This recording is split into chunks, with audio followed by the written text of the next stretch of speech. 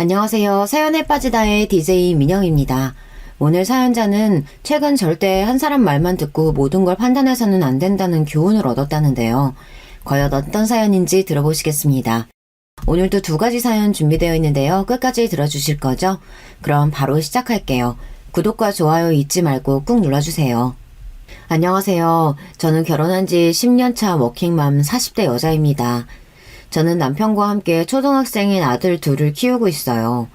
결혼하고 지난 10년 동안 일하랴 애 키우랴 하루도 쉬는 날 없이 정신없이 살다 보니 어느새 결혼 10년 차가 됐네요. 바로 얼마 전까지만 해도 혼자서는 아무것도 못하는 아들 둘을 쫓아다니느라 시간 가는 줄 모르고 살았거든요.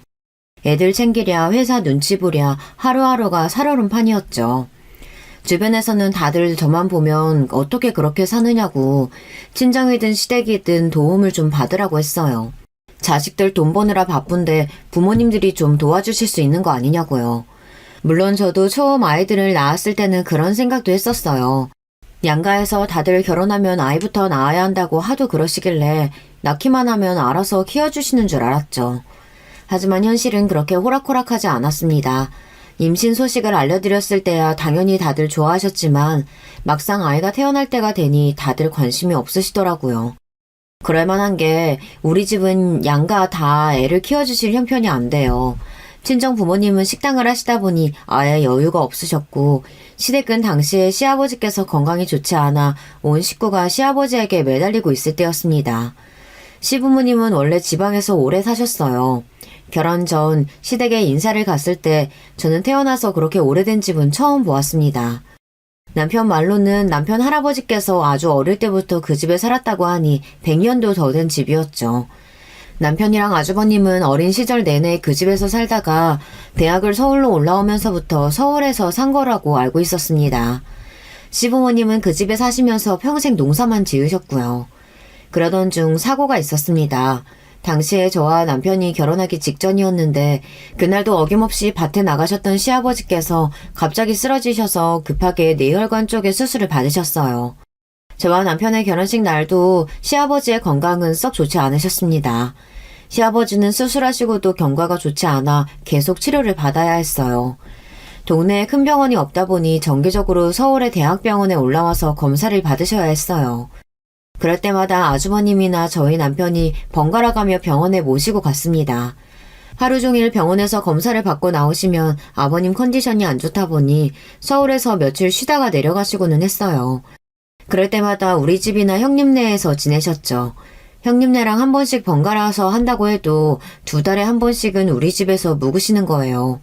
그리고 무엇보다 올라오실 때 딱 며칠 묵고 내려가시겠다는 걸 정하고 오시는 게 아니다 보니 하루를 묵으실지 일주일을 묵으실지 알 수가 없었습니다. 그러다 보니 며느리들은 힘이 들 수밖에 없었죠. 한 번은 그런 적도 있었어요. 저야 결혼한 지 얼마 안 된 새색시다 보니 할 줄 아는 거라고는 전기밥솥으로 밥하는 거랑 라면 끓이는 게 다였어요. 더군다나 아침이면 출근했다가 저녁이 다 돼서야 돌아오니 제가 시부모님께 해드릴 수 있는 게 많지 않았죠. 그러다 보니 매일 배달 음식을 시켜드리거나 퇴근하고 오는 길에 반찬을 사오고는 했어요. 평생 반찬이라고는 사서 드셔보신 적이 없는 시어머니께서는 그런 저를 이해하실 수가 없었죠. 나도 결혼해서 평생 애들 키우면서 하루도 안 쉬고 밭일한 사람이야. 그래도 몇 끼마다 꼬박꼬박 밥에 찌개에 새참까지 해다 바쳤다. 근데 너는 꼴랑 회사 하나 다니면서 집안 꼬라지가 이게 뭐니? 이깟 반찬까지 사서 먹으면 돈은 언제 모아? 저도 어머님 아버님께 맛있는 거 해드리고 싶죠. 근데 제가 워낙 솜씨가 없어서 제가 해드려도 안 좋아하실 게 뻔한데 창피해서 해드릴 수가 없었다니까요. 괜히 제가 했다가 다 버리면 어떡해요. 제 성격의 유일한 장점이 싫은 소리를 들어도 쉽게 기죽지 않는다는 겁니다. 딸부잣집의 막내로 자라서 언니들한테 별의별 잔소리란 잔소리는 다 들으면서 컸거든요. 그러다 보니 이 정도 잔소리는 저에게 잔소리도 아니었어요. 아무리 이제 막 결혼한 새댁이라지만 둘째 너는 심해도 너무 심하다. 시부모가 자주 오시는 것도 아니고 한 달에 고작 한 번 올라오는데 냉장고에 먹을 거라고는 김치밖에 없는 게 말이 되니? 뭐라도 하나하나 해봐야 느는 거지. 제가 설마 안 해봤겠어요? 안 그래도 어머님 아버님 오신다고 하면 저도 나름 장 봐서 해보려고 하는 건데 하는 족족 다 실패해서 어쩔 수가 없었어요. 시어머니도 처음에 몇 번은 저에게 화도 내고 가르쳐보려고도 하셨지만 이내 포기하셨습니다. 시부모님께서 우리 집에 오시면 쉬다 가시는 게 아니라 일이 더 많았으니까요. 오히려 저와 남편이 집에 없으니 집안일까지 다 해주고 가시기 일쑤였어요. 그러다 보니 시어머니께서 자꾸만 병원에 올라올 때마다 저희 남편 말고 아주버님에게 나오라고 하셨나 봐요. 시어머니도 저에게 질리신 거죠. 둘째는 집도 너무 좁고 둘 다 일해서 바빠. 나도 서울에 온 김에 며칠 쉬다가 내려가려고 해도 영 갑갑해서 하루도 못 있겠다. 어차피 한 달에 한 번인데 그냥 너희들이 데리러 오면 안 되니? 시어머니께서 우리 집은 불편하시다며 서울에 올 때마다 아주버님 댁으로 가시겠다고 했어요. 주영이 엄마도 애들 챙기느라 정신없어요. 며느리가 둘이나 있는데 맏며느리한테만 다 하라고 하면 어떡해요. 더군다나 재수씨는 아직 애도 없잖아요. 아이고, 그까지 애 키우는 게 뭐가 힘들다고? 우리가 매일 올라오는 것도 아니고 한 달에 한 번 올라오는 건데 그것도 힘들다고 이러는 거야?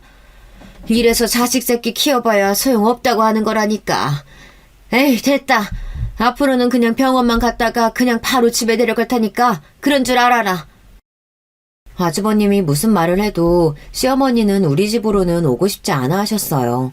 차라리 그럴 바에 병원만 들렸다가 내려가겠다고 하셨습니다. 어머님 아니에요.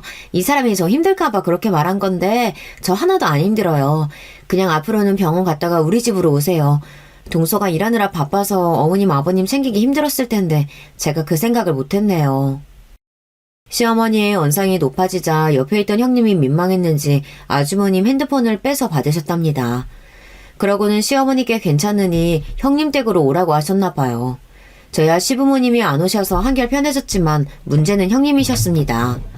시어머니께서 서울에 오면 무조건 형님네 집으로 가겠다고 하시니 형님이 너무 힘드실 게 뻔하잖아요. 제가 생각해도 형님 입장에는 제가 한 짓이 너무 얄밉게 보일 것 같아 형님에게 연락도 먼저 드리고 같이 밥도 먹었어요. 그런데 형님은 제가 본 사람 중에 제일 좋은 사람인 것 같아요. 좋은 사람 정도가 아니라 천사가 아닌가 싶었습니다. 형님, 제가 일부러 그러려고 한 건 아닌데 어머니께서 우리 집에 오시면 답답하고 불편하셨나 봐요. 제가 너무 부족해서 형님을 힘들게 해드리네요. 죄송해요, 형님. 아니야, 동서. 동서야 결혼한 지 이제 1년도 안 됐는데 시어머니 시집살이가 쉬운가? 나야 벌써 결혼한 지 몇 년인데. 나도 처음엔 어머니 힘들었었는데 지금은 괜찮아. 지금은 아버님 건강이 더 우선이지. 그 순간 저는 하마터면 형님을 꼭 안아드릴 뻔했습니다. 그 정도로 형님은 가슴이 따뜻한 사람이라는 느낌이 들었어요. 제가 많이 부족하지만 필요한 일 있으시면 꼭 저한테 이야기해 주세요. 제가 무슨 일이 있어도 형님에게 도움되는 동서가 될게요. 그때 제가 결혼한 지 얼마 안 돼서 너무 뭘 모르기도 했고 마냥 형님이 너무 멋있고 존경스러워 보여 형님에게 도움이 되는 동서가 되고 싶었습니다. 하지만 그 이후에 저도 아이들이 생겨버려서 더 정신이 없어졌어요. 어쩌다 보니 말만 번지르르하게 한 꼴이 됐습니다. 그로부터 얼마 뒤 시댁에는 더한 일이 생겼어요.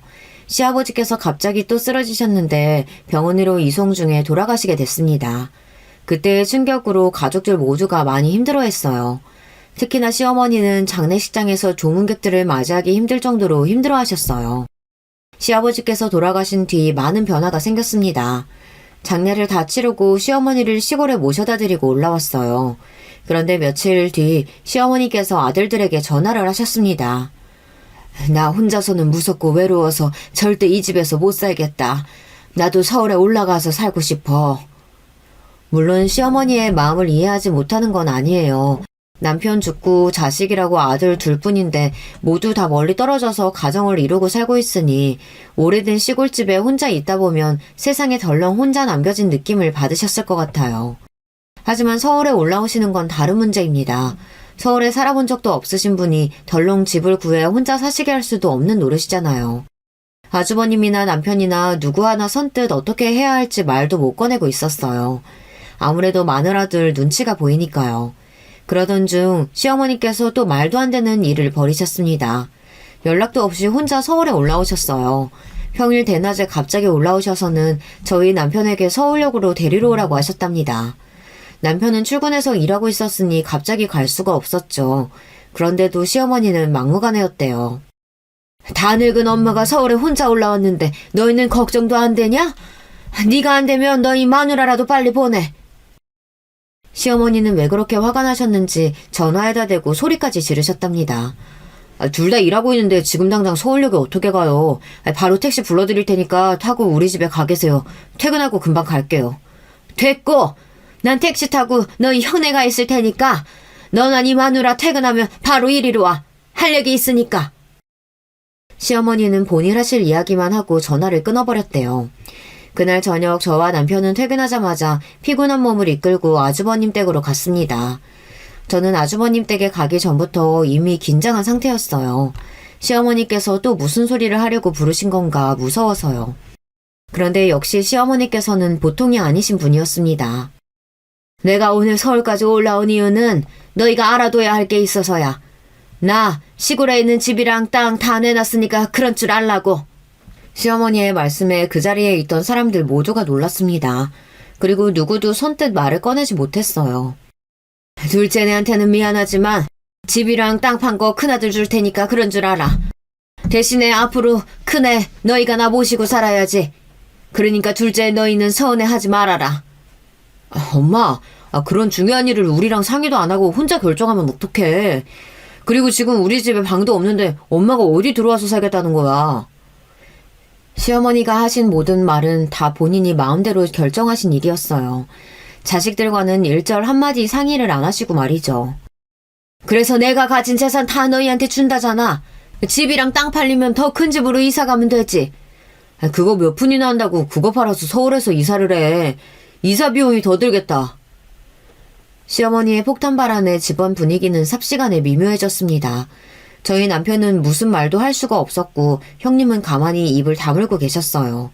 아주버님은 형님 눈치 보느라 어쩔 줄 몰라 하셨고요. 정작 이 분위기를 만드신 시어머니께서는 당당하셨습니다. 그래서 이 나이에 몸도 성치 않는 노인네더러 병원도 없는 그 깡시골에서 혼자 살라는 거야? 너희들이 그러고도 자식이야? 아이고 여보, 왜 그렇게 빨리 가서 사람을 이런 꼴을 당하게 만들어요? 저는 순간 시어머니의 반응에 놀라 눈이 휘둥그레졌습니다. 바로 조금 전까지 눈에 불을 켜고 모셔라 마라 하시던 분이 갑자기 바닥에 주저앉아 땅을 치며 우는 신용을 하셨어요. 저는 그 모습에 온몸에 소름이 다 돋았는데 바로 옆에 있던 남편은 시어머니의 행동에 놀랐는지 곧장 옆으로 다가가 시어머니를 부축했습니다. 엄마, 우리도 갑작스러우니까 놀라서 그렇지. 그러게 좀 미리 언지를 좀 해주시지 그랬어. 오늘은 시간도 늦었고 피곤하니까 우리 집에서 한숨 주무시고 내일 다시 이야기하자. 우리도 상의를 좀 해봐야지. 남편은 애써 분위기를 바꿔보려고 했지만 소용없었습니다. 남편의 말에도 시어머니는 버럭 소리를 지르셨어요. 됐어! 내가 너희 집에 왜 가? 난 너희 집 말고 큰아들 집에 있을 거니까 그런 줄 알아. 조금 전까지 눈물까지 흘리는 신음을 하시더니 금방 또 인상을 팍 쓰시면서 몸까지 획 돌려버리셨어요. 그러고는 그 자리에서 꼼짝도 안 하셨습니다. 서방님 동서, 괜찮으니까 그만 돌아가 봐. 내일 출근들 하려면 피곤하겠다. 저 같았으면 시어머니의 막무가내 행동에 당황해서 말도 나오지 않았을 텐데 형님은 그런 와중에도 침착하게 저와 남편을 다독이고 돌려보냈습니다. 형님의 그런 모습까지 보고 나니 저는 집에 오는 내내 마음이 더 안 좋더라고요. 아무리 생각해도 시어머니께서 너무한다고 생각했어요. 연세도 들고 혼자 되셨으니 자식들하고 살고 싶기도 하시겠죠. 하지만 며느리는 본인 자식이 아니잖아요. 엄연히 형님도 귀한 집 자식인데 상의 한마디 없이 자기 마음대로 하시려고 하는 모습이 좋지 않게 보였습니다. 더군다나 저와 남편이 집에 가려고 나올 때 시어머니께서 하신 이야기가 있었는데 그게 자꾸만 마음에 걸렸어요. 아유, 소리 질렀더니만 배가 더 고프네. 큰애야, 나 배고프니까 김치전이라도 한 장 부쳐봐라. 저녁도 제대로 못 드셔서 그런가 봐요. 잠깐만 계세요. 금방 해드릴게요. 같은 며느리로서 저도 이런 소리까지 하고 싶진 않았지만 형님이 좀 답답하게 느껴졌습니다. 아무리 생각해도 시어머니는 염치가 없어도 너무 없는 것 같아요. 사실 저나 형님이나 결혼할 때 시부모님께 받은 거라고는 금가락지 하나 없어요. 물론 자식들 결혼할 때 부모가 다 도와줄 수 있는 건 아니죠. 하지만 그 정도가 심해도 너무 심했거든요. 결혼 준비부터 신혼여행까지 싹 다 저희가 다 알아서 하는 것도 모자라서 신혼집 가전 가구를 보러 다니는데 시어머니께서 굳이 따라와서는 시댁에 텔레비전이랑 세탁기가 오늘 내일 한다고 바꿔달라고 하셨어요. 저는 제가 그걸 왜 해드려야 하나 싶어 못 들은 척하고 있었습니다. 해드릴 생각이 없었거든요. 그런데 그때 시어머니께서 하시는 말씀이 기가 막혔어요. 네 동서 결혼할 때는 장롱이랑 싱크대 싹 바꿔주느라 돈천 들어갔다.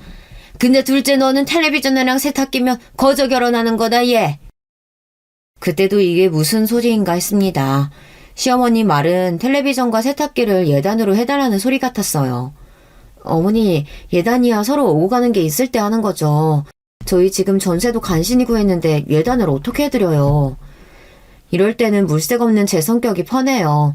시어머니의 말도 안 되는 소리를 들어주고 싶지 않아 저는 바로 반박했습니다. 그 순간 시어머니의 표정은 엉망이었어요. 새빨개져서는 연신 씩씩거리셨습니다. 둘째 너 지금 우리가 집도 안 해줬다고 툴툴거리는 거냐? 네가 뭐든 오고 가는 게 있어야 한다고 하니까 나도 하는 말인데 둘째 네가 우리 아들 짝으로 공평하다고 생각해? 너는 들어본 적도 없는 대학 나와가지고 코딱지만한 회사 다니잖아. 근데 우리 둘째 아들은 서울의 명문대까지 나와가지고 방송국에서 일하던데 우리가 미치는 장사라고 생각 안 하니? 저는 순간 말문이 턱하고 막혔습니다. 시어머니 말씀은 제가 남편에 비해 많이 부족하니 시댁의 텔레비전에 세탁기 정도는 사주고 시집와야 한다는 소리였죠. 저는 결국은 결혼하면서 시댁에 세탁기와 텔레비전을 바꿔드렸어요. 마음 같아서는 절대 해드리고 싶지 않았는데 그 이후로 자꾸만 제 앞에서 학벌이니 직장인이 자꾸만 걸고 넘어지시는 바람에 더럽고 치사해서 그냥 사드렸어요. 그때 일은 다 잊고 있었다고 생각했는데 갑자기 생생하게 떠오르면서 시어머니가 정말 양심이 없다는 느낌마저 들었습니다.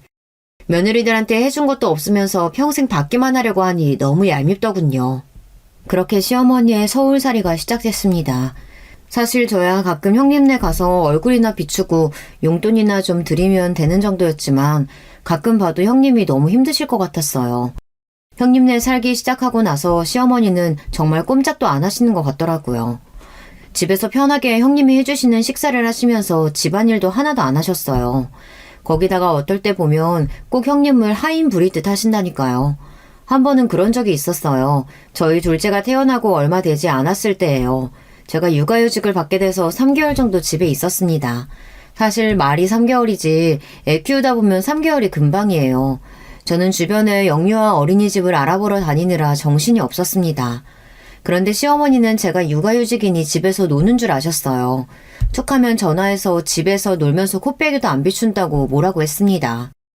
애 낳은 지가 언젠데 둘째 너는 시어머니한테 애도 보여주라 안 오냐? 날도 선선한데 매일 애 핑계대고 집에만 있지 말고 운동할 겸 집으로 와.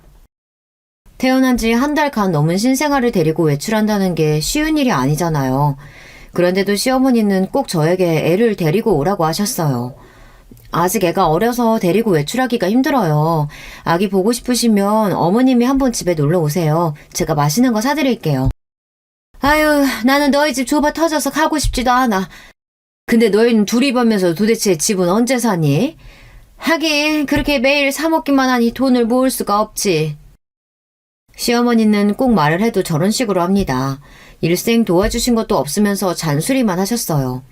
마음 같아서는 애고 뭐고 보여드리고 싶지도 않았지만 어디 며느리가 그럴 수 있나요? 까라면 까야죠. 할 수 없이 저는 하루 마음을 먹고 큰애를 어린이집에 보내고 둘째만 데리고 형님네에 갔습니다. 택시를 타고 갔는데 택시 안에서 아이가 울고불고 난리를 쳐서 형님네 도착했을 때 이미 녹초가 되어 있었어요. 그런데 시어머니는 제 모습을 보고 굳이 안 해도 될 말씀을 하셨어요. 아이고 애 둘 낳았다고 둘째 얘 몰골 좀 봐라. 집에서 팽팽 놀면서 네가 그런 꼴 하고 있으면 남편이 집에 들어오기 쉽겠니? 젊은 애가 운동 좀 하고 화장도 좀 하고 다녀야지. 안 그래도 둘째 임신했을 때 찐살이 안 빠져서 스트레스를 받고 있는데 시어머니까지 밉살스러운 소리를 하시니 기분이 팍 상하더군요. 그래서 저도 모르게 말이 밉게 나갔어요. 어머니가 애들 키울 때랑 지금이랑 같은 줄 아세요? 저 혼자 애 둘 키우느라 힘들어 죽겠어요. 제 몰골 걱정되시면 집에서 팽팽 노시는 어머님이 집에 와서 애 좀 봐주시지 그러세요. 저도 결혼하고 연차가 쌓이기는 했는지 시어머니의 말에 말대꾸도 하게 되더군요. 제 말에 시어머니 눈이 휘둥그레지시더니 입에서 침까지 튈 정도로 소리를 지르셨어요. 어머, 얘 말하는 것 좀 봐? 네 동서는 애 둘 낳고도 아가씨처럼 얼마나 예뻤는데 지금도 봐라. 누가 전업주부라고 생각하겠니? 매일 제 앞에서 형님이 말이 없어서 속으로 무슨 생각을 하시는지 모르겠다고 하시더니만 제가 말대꾸 좀 했다고 바로 제 앞에서 형님 칭찬을 하시더라고요. 아이고, 이제 한 달 넘었는데 데리고 오느라 너무 힘들었겠다. 복직도 얼마 안 남았는데 이 어린 거 두고 나가려면 얼마나 속상해. 그래도 형님이 있어서 참 다행입니다. 시어머니랑 이야기를 하다 보면 우라통이 나다가도 형님이랑 이야기를 나누다 보면 마음이 편해졌어요. 형님은 오느라 고생했다면서 아기는 본인이 봐줄 테니 좀 들어가서 자라고 하셨어요. 그럴 때 보면 형님은 꼭 친정언니 같아요. 형님도 시어머니랑 사느라 힘드실 텐데도 항상 저를 챙겨주셨어요. 같은 며느리인데 본인만 시어머니를 감당하시느라 제가 원망스러울 만도 하신데 말이죠. 그런데 그때 시어머니는 또 말로 분위기를 흐리셨습니다. 그러니까 큰애 너는 좋은 남편 만난 줄 알아. 네 남편이 돈 잘 버니까 너는 둘째처럼 저런 걱정 없이 집에서 편하게 애들 키우잖아. 살다 별소리를 다 듣습니다. 아무리 생각이 없어도 그렇지 세상에 며느리들 앞에서 저런 소리를 하시는 시어머니가 어디 있답니까? 저는 기가 막혀서 한 소리 하고 싶어서 입이 간질거리는데 형님이 말리시는 바람에 말을 하지 못했어요. 저야 남편 잘 만났죠. 동서는 둘째 어린이집은 구했어? 형님이 애써 말을 돌리시면서 제게 눈을 찡긋하시더라고요. 아무리 봐도 형님은 시어머니에게 너무 과분한 며느리입니다.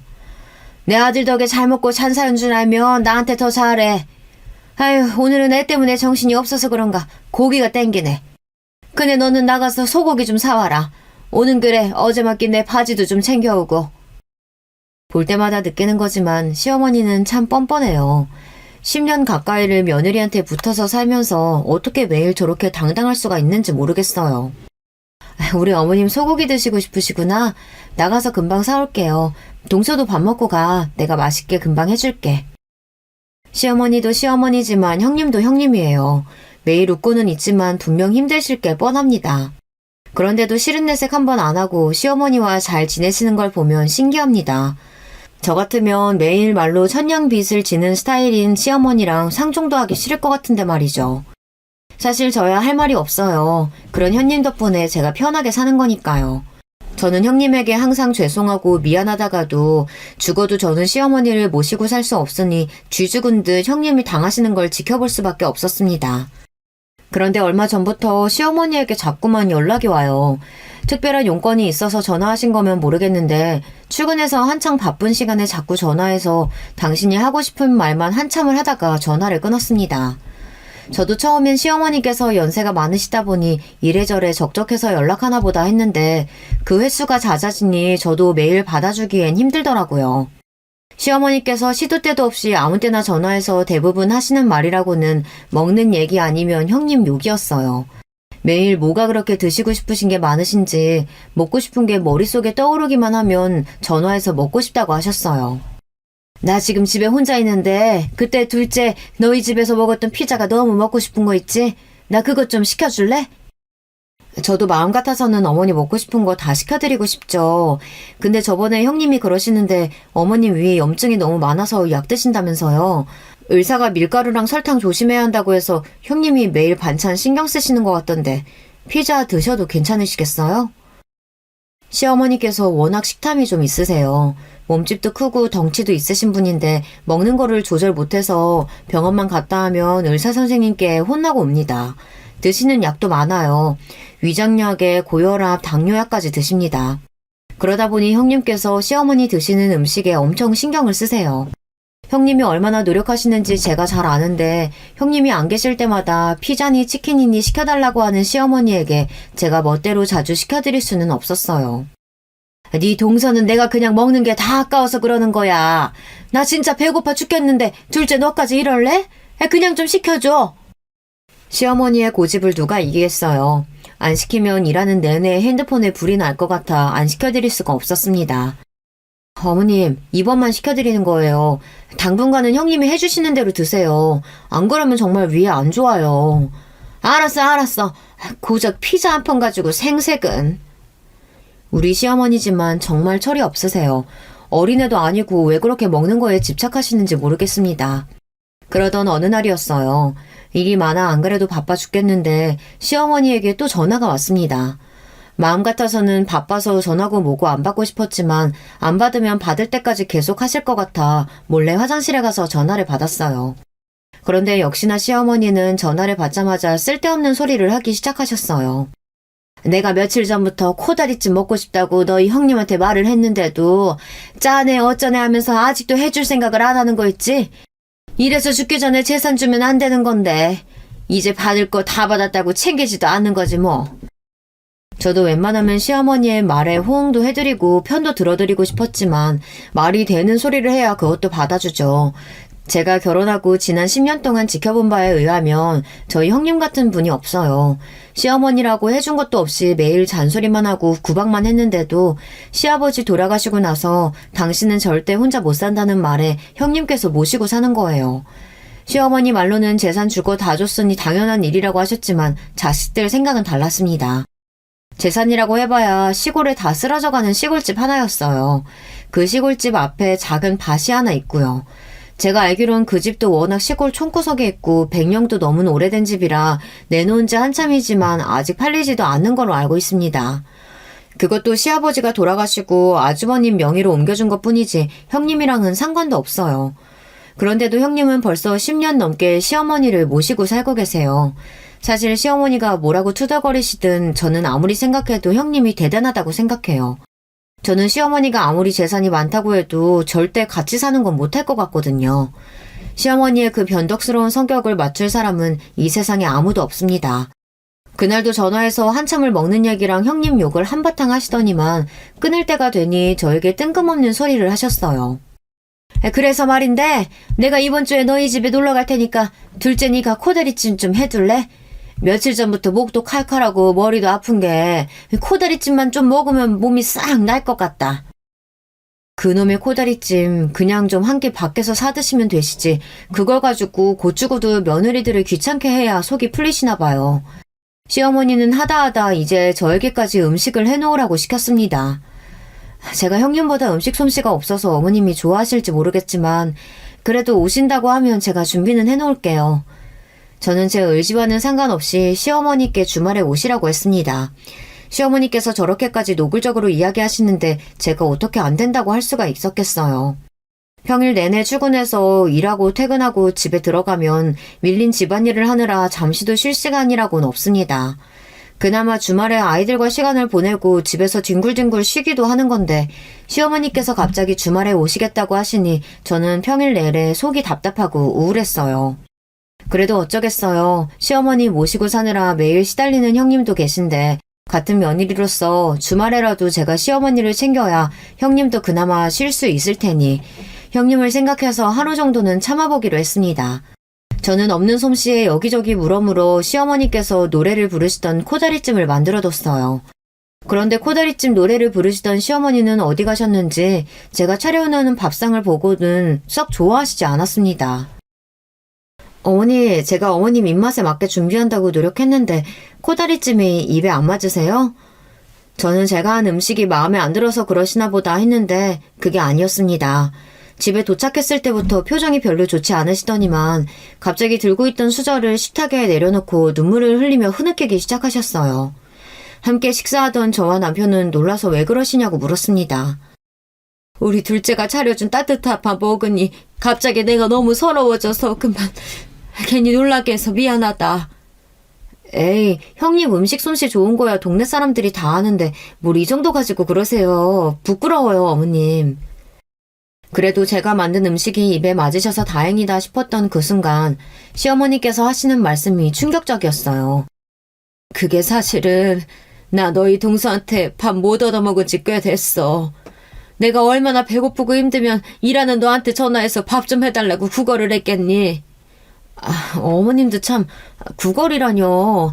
그리고 형님이 어머님 생각을 얼마나 많이 하는데 밥을 안 차려준다고 그러세요. 저도 웬만하면 시어머니 말에 토를 안 다는데 틈만 나면 저나 남편에게 형님 욕을 하시니 저도 더는 듣기 싫더라고요. 너희는 몰라. 너희 동서가 얼마나 사악하고 여우 같은지. 순간 시어머니는 뭐가 그렇게 불만스러운지 미간까지 잔뜩 찌푸리시며 언성을 높이셨어요. 그러면서 저희에게 하는 말이 우리는 형님에 대해 전혀 모른대요. 시어머니의 말씀에 저와 남편은 기가 막혀 낮은 한숨을 쉬었습니다. 그런데도 시어머니는 굴하지 않고 계속해서 형님 이야기를 했습니다. 너희가 몰라서 그렇지 너희 동서 보통 년 아니야. 사람들이 있는 앞에서나 나한테 잘하는 척하면서 효부 노릇하지. 둘이 있을 땐 완전히 다른 사람이라니까? 시어머니 말씀에 따르면 형님이 시어머니에게 밥상을 차려준 지가 언젠지도 모를 정도로 오래됐답니다. 엄마, 형수님도 애들의 형에 매일 챙기느라 힘든데 엄마 밥까지 어떻게 매일 차려드려. 형수님 바쁠 때는 당연히 엄마가 차려 먹어야지. 남편은 시어머니의 심술에 형수에게 그러지 말라고 당부했습니다. 형수도 힘든데 그럴 수도 있다고요. 사실 저나 남편이나 우리가 아는 형님이 일부러 시어머니 밥을 안 챙길 분이 아니라는 것쯤은 알아요. 얄미운 짓을 해도 시어머니가 형님에게 하면 할 사람이었죠. 그런데 그 순간 시어머니께서 말도 안 되는 행동을 하셨어요. 갑자기 닭똥 같은 눈물을 뚝뚝 흘리시면서 충격 고백을 하기 시작했어요. 너희들은 그년 진짜 얼굴을 몰라서 그래. 나 사실은 너희 동서한테 날마다 맞고 살아. 이거 봐. 여기 목 뒤에 생긴 멍도 얼마 전에 그년이 들고 있던 국자로 내려쳐서 이렇게 된 거라니까? 생각지도 못한 시어머니의 발언에 저와 남편은 너무 황당한 나머지 말문이 막히고 말았습니다. 더군다나 머리를 숙이며 목에 난 상처를 보여주는데 시어머니의 말대로 뭔가로 맞은 것처럼 멍이 들어있었어요. 엄마, 정말 형수가 엄마를 때렸어? 그것도 한 번이 아니라 여러 번 그랬다는 거냐고. 어디, 여기 말고 또 어디를 맞았는데? 남편은 심각해진 얼굴로 시어머니 몸 여기저기를 살폈습니다. 그러자 시어머니는 형님에게 맞았다면서 맞은 부위를 보여주며 상세하게 설명까지 했어요. 내가 배고프다고 밥 달라고 하면 들고 있던 걸 던지는 건 일수고 국자나 주걱 같은 걸로 여기저기 찌르고 때리는 건 다반사야. 거기다가 내가 잠이 안 와서 조금 뒤척이다가 거실에라도 나가면 놓친 내가 배에 걸신이 들려서 또 먹으러 나왔다고 2년 전년 욕까지 한다니까? 아들, 엄마 너무 무서워서 더는 너희 형수랑 못 살겠다. 형수가 엄마를 때리고 욕까지 했다고? 도대체 형은 뭐하고 엄마가 형수한테 당하는 걸 보고만 있었어?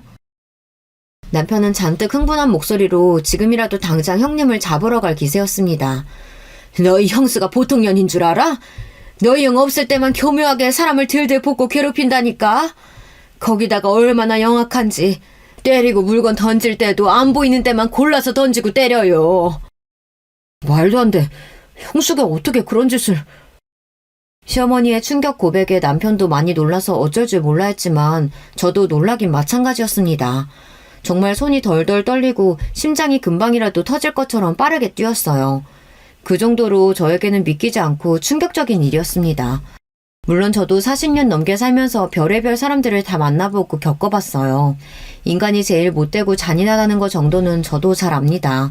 하지만 제 눈에는 항상 천사처럼 보였던 형님이 그랬다는 게 정말 믿을 수가 없었어요. 마치 굉장히 무서운 반전 영화를 보기라도 한 것처럼 혼이 나간 것 같았습니다.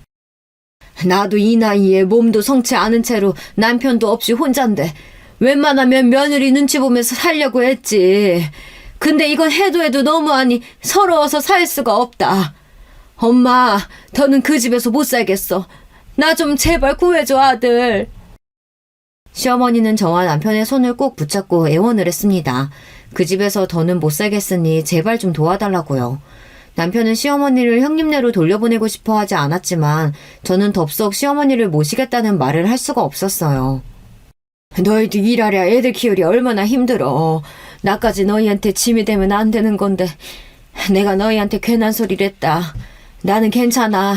지금까지 참았는데 왜 더 못 참겠어. 엄마가 참기는 왜 참아. 내가 지금 바로 형 불러서 이야기할 테니까 기다려요. 흥분한 남편은 곧바로 아주버님께 전화해 오시라고 하겠다고 소리를 질렀습니다. 그런데 그 순간 어머님은 더 흐느끼시면서 남편의 손을 붙잡았어요. 네 형한테 말하면 절대 안 돼. 네 형 몸도 성치 않은데 이런 이야기 들었다가 쓰러지기라도 하면 어떡해. 그러다가 네 형수랑 이혼까지 하겠다고 하면 아휴, 나 때문에 네 형 혼자 늙어 죽는 꼴은 어떻게 보니. 얼마 전에 아주버님께서 일하시다가 갑자기 쓰러지신 적이 있었어요. 다행히 금방 회복되셨지만 병원에서 뇌질환 증세가 있으니 절대 무리해서는 안 된다고 했습니다. 시아버지도 같은 질환으로 돌아가셨으니 어머님이 걱정하실 만했죠. 아주버님이 이 일을 알게 되면 흥분해서 당장 형님이랑 이혼하겠다고 난리를 칠 거라면서 그것만은 안 된다며 아주버님께 알리는 걸 말리셨습니다. 우선은 알겠어요. 나도 이 사람이랑 생각 좀 해볼 테니까 오늘은 돌아가 계세요. 제가 금방 연락드릴게요. 그리고 혹시나 그전에라도 무슨 일 생기면 저한테 바로 전화하셔야 돼요. 가만히 당하고만 있지 마시고요. 남편은 불안한 마음을 애써 감추며 시어머니를 형님네 댁에 모셔다 드리고 왔습니다. 그러고는 그날 밤새 뒤척이느라 한숨도 못 자는 것 같았어요. 그럴만했죠. 자기 어머니가 새파랗게 젊은 며느리한테 맞았다는데 어떻게 참을 수가 있겠어요. 그 모습을 보는데 저도 마음이 좋지 않아 걱정됐습니다. 생각할수록 속이 상했어요. 물론 세상에 시어머니 좋아하는 며느리야 없어요. 하지만 아무리 그래도 시어머니께서 늙고 병들어 며느리 신세를 지고 있다고 해서 며느리에게 내내 당해도 되는 건 절대 아닙니다. 그날 이후 남편뿐만 아니라 저도 마음이 쓰여 손에 아무것도 잡히질 않았어요. 회사에 가도 온통 시어머니의 모습이 아른거렸습니다. 저는 아무래도 이대로는 안 될 것 같아 남편에게 연락했어요. 여보, 이대로는 안 되겠어. 우리가 어머님, 형님 댁에서 모시고 나오자. 저도 그 순간에 어떻게 그런 생각이 들었는지 모르겠어요. 제 인생에 절대 시어머니를 모시고 사는 일은 없을 줄 알았는데 도저히 안 되겠더군요.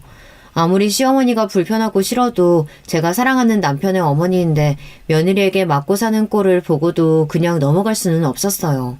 더군다나 형님도 그 힘든 걸 10년 가까이 버티신 거잖아요. 어쩌면 이제 내 차례인지도 모르겠다 싶었습니다. 제 말에 남편은 울먹거리기까지 하더니 연신 고맙다고 했습니다. 난 당신 없었으면 어떻게 살았을까? 고마워 여보. 앞으로 남은 생 여보한테 평생 충성하면서 살게. 남편에게 이빠른 소리나 듣겠다고 한 소리는 아니었지만 그래도 나쁘지는 않았습니다. 저와 남편은 더는 시간을 지체하면 안 될 것 같아 둘 다 회사에 반차까지 내고 그 길로 아주버님 댁으로 향했어요. 그런데 잠시 후 상상도 하지 못했던 장면을 바로 눈앞에서 목격하고 말았습니다. 아주버님 댁 현관문은 누가 망치로 두드리기라도 했는지 잔뜩 찌그러진 채 열려 있었고 거실 바닥에는 형님이 쓰러져 있었어요. 저와 남편은 너무 놀라서 형님을 흔들었습니다. 그제야 미간을 찌푸리며 형님이 몸을 일으키시는데 순간 눈이 번쩍 뜨자마자 형님은 시어머니부터 찾으셨어요. 어머, 어머님 못 봤어요? 이마에 피가 줄줄 흐르는데도 자리에서 벌떡 일어나 시어머니를 찾으시는 모습을 보니 저와 남편은 분명 뭔가 이상하다 싶었습니다. 저와 남편은 아무래도 안 되겠다 싶어 형님에게 병원부터 가자고 했어요. 형님, 누가 이런 거예요? 안 되겠다. 피 계속 나니까 우리 병원부터 가요. 난 괜찮아. 이러고 있을 시간 없어. 빨리 어머니부터 찾아야 돼. 이러다가 큰 사고라도 나면 어떡해. 형님은 뭐가 그렇게 불안한지 발을 동동 구르며 어쩔 줄 몰라 했어요. 한시라도 빨리 어머니부터 찾아야 한다고요. 형수님, 도대체 어떻게 된 일이에요? 어머니가 형수가 자기를 때린다고 하질 않아. 형수는 머리에 피가 났는데도 어머님부터 찾아야 한다고 하고. 남편은 혼란스러운지 지끈거리는 머리를 잡으며 형님을 말렸습니다. 그때였어요. 형님은 저와 남편에게 답답하다는 듯 소리를 질렀어요. 이럴 시간 없다니까? 빨리 어머님부터 찾아야 돼. 어떡해, 동서. 우리 어머님 어떡해. 형님은 어머님을 찾아야 한다고 우왕좌왕 정신없이 굴더니만 이내 바닥에 주저앉아 버렸습니다. 그러더니 펑펑 눈물을 쏟으며 미안하다는 말만 되풀이했어요. 형님의 말에 넋이 나간 저와 남편은 한참을 멍하니 있었습니다. 그 순간 형님 핸드폰 벨소리가 유런하게 울렸어요. 경찰에서 연락이 왔습니다. 시어머니를 근처 파출소에서 모시고 있다는 전화였어요. 저와 남편은 급하게 파출소로 달려가 시어머니를 모시고 왔습니다. 그런데 시어머니는 전에 만났을 때보다 더 정신없어 보이는 얼굴을 하고 횡설수설 하셨어요. 나 그 집에 가기 싫어. 그년이 자꾸 나 집에 가둬두고 때리려고 한다니까? 나 그 집에 보내면 너희도 그년이랑 한패야. 남편은 며칠 사이 변해버린 시어머니의 모습에 놀라 눈물을 연신 훔쳤습니다. 엄마, 왜 그래? 엄마 정말 치매야? 난 그것도 모르고 내내 형수만 원망했네. 형님을 가까운 응급실에 모셔다 드리고 저와 남편이 파출소에 가려고 하는데 형님이 조심스레 저희에게 이야기를 하시더라고요. 사실은 시어머니께서 치매라고요. 그 이야기를 듣고 시어머니를 모시러 파출소로 향하는데 그제야 복잡했던 퍼즐 조각이 맞춰지는 것 같았습니다. 그동안 시어머니께서 왜 이상하게 굴었는지 이해가 됐어요. 그날 밤 시어머니를 씻겨서 재우고 저와 남편 형님과 아주버님은 모두 다 거실에 앉아 지금까지 있었던 일을 정리했습니다. 알고 보니 형님과 아주버님도 시어머니께서 치매 증상이 있다는 걸 안 지 얼마 되지 않았답니다. 언제부턴가 시어머니께서 자꾸만 형님에게 욕을 하는 건 물론이고 여기저기 이간질을 하고 다니셨대요. 시작은 아주버님께였습니다. 퇴근하고 아주버님이 집에 오시면 따로 방으로 데리고 들어가 낮에 형님이 자꾸만 밥을 안 주고 시어머니에게 욕을 한다고 거짓말을 했대요. 평소 형님의 성품을 알고 계신 아주버님은 시어머니의 말을 믿지 않은 거죠. 그러자 시어머니는 밖으로 나가 형님을 욕하기 시작했답니다. 동네 슈퍼 사장님이나 자주 가는 식당 아줌마 같은 주변 사람들에게 형님이 밥을 안 주고 아주버님이 없을 때 때린다고 한 거예요. 삽시간에 동네에 소문이 퍼져 졸지에 형님은 시어머니를 때리는 못된 며느리가 되고 말았습니다. 심지어 근처 파출소에 신고가 들어가 집에 경찰까지 온 적이 있었대요. 그날 형님은 시어머니와 함께 산 지 10년 만에 처음으로 대판 싸웠답니다. 어머님, 도대체 왜 그러시는 거예요? 제가 언제 어머님 밥을 안 차려주고 때리길 했어요. 밖에 나가서 그런 소리 하시면 어떡해요. 어머, 얘 좀 봐. 내가 나가서 무슨 소리를 하고 다녔다고 이래. 얘가 아주 생사람을 잡네 잡어. 시어머니가 그런 적 없다고 딱 잡았더니 형님은 확인할 방법이 없었답니다. 하지만 이미 동네에 일파만파 퍼진 소문은 잦아들 생각을 안 했어요. 아무래도 이대로 가만히 있으면 안 되겠다 싶으셨던 형님이 시어머니 모르게 집안에 CCTV를 설치했대요. 그리고 그날 형님은 지난 며칠간 녹화된 CCTV 영상을 저와 남편에게 보여줬습니다. 그런데 그 영상은 충격적이었어요. 낮에는 멀쩡히 식사도 하시고 외출도 하고 돌아온 시어머니께서 밤만 되면 혼자 거실로 나와 벽에 머리를 치고 자기 손으로 뺨이며 허벅지를 마구 때리고 있었습니다. 바닥에 주저앉아 펑펑 울기도 하고요. 그러다가 냉장고를 마구 뒤지고는 이내 방에 들어가셨습니다. 그뿐만이 아니었어요. 형님과 시어머니가 함께 있는 영상이 찍혀 있었는데 시어머니는 오히려 먼저 형님에게 화를 내다가 갑자기 달려들어서 형님 머리끄댕이를 잡았습니다. 전화해서야 어머니가 이상하시다는 걸 내가 느껴서 모시고 병원에 간 거야.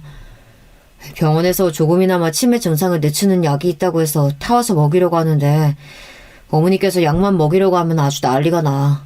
약 안 먹겠다고 자꾸 도망 나가는 통에 힘들어서 며칠 못 나가게 했더니만 나 없는 사이에 프라이팬으로 너희 형수 머리를 치고 도망갔다지 뭐야. 그랬습니다. 시어머니는 몇 개월 전부터 치매 증상이 진행된 거였어요. 그래서 먹을 거에만 집착하고 여기저기 형님 욕을 하시는 것도 모자라 거짓말까지 하고 다닌 겁니다. 저희는 그런 줄도 모르고 형님을 정말 의심했어요. 죄송해요, 형님. 형님이랑 아주버님이 이렇게 고생하시는 줄도 모르고. 아니야. 동서도 일하랴 애들 키우랴 고생 많은데 괜한데 걱정까지 하게 했네. 역시나 형님은 천사가 맞았어요. 시어머니에게 프라이팬으로 머리를 맞고 나서도 시어머니 걱정을 그렇게 하시더니 그 와중에 제 걱정까지 하셨습니다. 시어머니의 증상에 대해 알게 된 자식들은 이대로 있을 수 없었습니다. 어떻게든 치매 증상을 늦추기 위해 부단히도 약을 먹이려고 노력했어요. 저와 남편은 근처 요양원을 알아보겠다고 했는데 형님은 괜찮다고 그냥 두라고 하셨습니다. 그래도 요즘은 약 잘 드셔서 그런지 말도 잘 듣고 소리도 안 질러. 앞으로도 어떻게 변하실진 모르겠지만 그때까지는 내가 모시고 있을게. 그러니까 동서는 걱정하지 마. 형님은 제발 힘들면 힘들다고 하세요. 그렇게 참기만 하시다가 형님이 먼저 병나요. 주말에는 저희가 모시고 갈 테니까 아주버님이랑 나들이도 하고 여행도 좀 다녀오세요. 본격적으로 약을 드시고 나서는 저만큼 소리를 지르거나 물건을 던지시지는 않아요. 언제 또 증상이 나빠져서 달라질 줄은 모르지만 그때까지는 형님네와 저희가 잘 보살펴 보기로 했습니다. 형님에 비하면 저나 남편이 하는 일은 미비하지만 그래도 많이 도우려고 노력하고 있어요. 그래도 이번 일을 통해 가족끼리 똘똘 뭉치게 되긴 했습니다. 그전까지는 먹고 사느라 바쁘다는 핑계로 항상 형님에게 뭐든 다 맡기고 나 몰라라 했었는데 이번 일로 가족이 얼마나 소중한지 아는 계기가 됐습니다. 저도 반성 많이 했어요. 앞으로도 힘든 일이야 많겠지만 그래도 가족들끼리 똘똘 뭉쳐 잘 이겨내다 보면 잘 해결할 수 있을 거라고 생각해요. 여러분께서도 우리 가족에게 힘내라고 응원의 메시지 댓글로 남겨주세요. 하나하나 다 읽고 힘내도록 하겠습니다.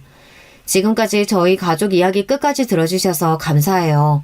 여러분의 가정에는 언제나 즐거운 일만 가득하시길 바라겠습니다. 여러분, 두 번째 사연 시작하기 전에 좋아요, 구독 꼭 눌러주실 거죠? 그럼 두 번째 사연 바로 시작합니다. 안녕하세요. 저는 지방에서 남편과 두 딸과 함께 행복하게 사는 40대 여성입니다. 제가 저를 이렇게 행복하게 산다고 표현하는 날이 올 줄은 몰랐는데 감회가 새롭습니다. 불과 몇 주 전만 해도 저는 제 인생이 행복하게 느껴질 줄 몰랐거든요. 하지만 요즘은 진짜 당당하게 말할 수 있습니다. 아주 행복하게 살고 있는데 이게 다 저희 남편 덕분이랍니다. 남편이 결혼 생활 내내 잘했을까요? 그건 절대 아니에요. 그러니 혹시 오늘 제 사연을 듣는 분 중 신혼이신 분들은 꼭 끝까지 들어주세요. 신혼이 아니더라도 남편이 속을 썩이는 분들이 계시면 집중해주세요. 저는 남편을 고등학교에서 만났습니다. 우리가 나고 자란 고향은 지방에서도 아주 외진 곳이에요. 지금도 인구가 10만이 채 되지 않는 아주 시골입니다. 지금 같은 21세기에 대형마트는 물론이고 영화관도 없거든요. 그러니 우리가 자랄 때는 어땠겠어요? 진짜 시골이라는 표현밖에 할 말이 없습니다. 사실 어린 시절을 생각하면 저는 한숨이 가장 먼저 나와요. 어릴 때 가난했던 사람이 많다는 건 저도 알고 있습니다. 그런데 저는 가난했는데 가정 환경이 좋지도 않았어요. 만약 찢어지게 가난했어도 부모님 사이가 좋고 가족이 서로 의지했다면 버틸 수 있었을 것 같습니다. 그런데 전 그러지도 못했어요. 아버지는 술을 굉장히 좋아하던 분이셨습니다. 그래서 매일 술을 마셨는데 문제는 술주정이 아주 심하다는 거였어요. 제발 술 그만 마시라고. 내가 이거 어떻게 벌어온 돈인 줄 알아? 당신 진짜 왜 그러는 거야? 뭐? 지금 돈 번다고 유세 떠는 거야? 그래, 나 백수다 어쩔래? 그럼 집 나가든가? 매일 밤 잠들기 전에 제가 하던 일은 부부싸움하는 부모님의 목소리를 피해 동생의 귀를 막아주던 것이었어요. 저한텐 10살 차이가 나는 어린 동생이 있었거든요. 동생은 부모님이 싸우면 소리 없이 울곤 했습니다. 그 모습이 보기가 힘들어서 항상 동생을 안아줬죠. 이렇게 고통받던 어린 시절을 보냈는데 그 고통은 제가 중학생 때 더 심해졌어요. 왜냐하면 엄마가 집을 나갔기 때문입니다. 아버지는 술을 마시면 항상 엄마 보고 돈 버는 유세를 떨 거면 나가라고 했거든요. 그랬더니 엄마는 진짜 집을 나갔습니다. 사실 그전에도 엄마가 친정으로 도망갔을 때가 종종 있어요. 동생은 기억이 안 날 텐데 동생을 데리고 친정에 갔다가 일주일 혹은 한 달 뒤에 왔을 때가 있거든요. 그런데 이번엔 동생을 데리고 가지 않았더라고요. 그때 저는 직감적으로 느꼈습니다. 아, 이건 진짜 엄마가 평생 우리한테 다시 오지 않겠다고요. 엄마가 집을 나간 뒤로는 아버지의 술주정이 더 심해졌습니다. 너희도 너희 엄마처럼 집 나가버려. 나가라고. 아가들아, 이리 와. 여기 와서 자. 오죽하면 옆집 살던 순애 할머니가 저와 동생 보고 집에서 자고 가라고 하셨죠. 얼마나 고마웠는지 모릅니다. 동생은 아버지의 저런 모습을 보고 자라서 그런지 발달이 좋지 않았어요. 어디 특별히 장애가 있던 건 아니었는데 행동이 매우 굼뜨고 느렸죠. 그래서 제가 더 신경이 쓰였습니다. 혹시라도 동생을 괴롭히는 사람이 있으면 안 되니까 항상 신경이 곤두서 있었어요.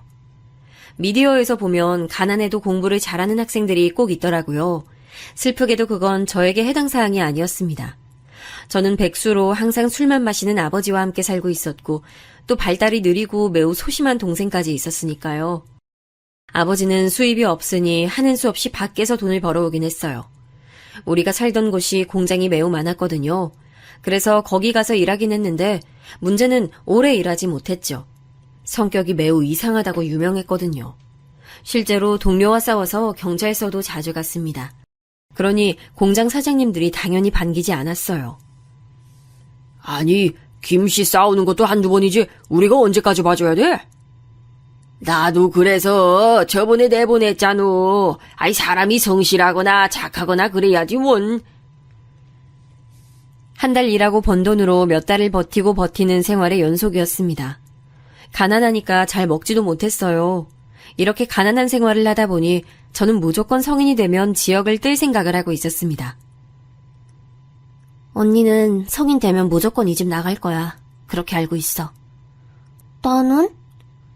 당연히 너도 데리고 갈 거야. 그러니까 지금 힘들어도 참아.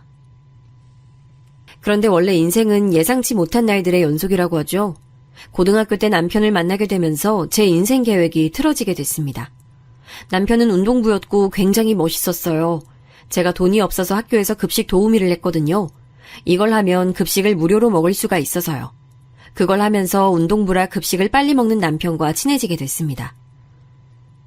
은영아, 오늘도 나 밥 많이 주라. 이따 훈련할 때 배고플 것 같아. 네, 여기 모자라면 더 말해. 너만 몰래 더 줄게. 남편은 운동부라 다른 반 친구들과 친하지 않았어요. 저도 불우한 가정환경 때문에 친구가 많지 않았죠. 그래서 그때부터 우리는 서로가 인생에서 가장 친한 친구였답니다. 그래도 남편이 있어서 고등학교 생활을 제대로 마칠 수 있었다고 생각할 정도로요. 고등학교를 졸업하고 저는 실제로 동생을 데리고 서울로 무작정 올라갔습니다. 여기서 성공했다면 얼마나 더 제 인생이 극적이겠어요. 저는 남편이 엄마 몰래 준 돈으로 서울에 갔는데 한 푼도 벌지 못하고 다시 고향으로 오게 됐습니다. 아무것도 모르는 갓 성인이 된 저를 원하는 곳은 없었거든요. 공장에라도 들어갈까 싶었는데 받아주는 곳이 없었습니다. 그렇게 다시 고향으로 돌아왔고 저를 기다리던 건 아버지의 욕설이었어요. 네 엄마랑 너랑 똑같아. 너도 집 나가. 다 필요 없어. 다 필요 없어!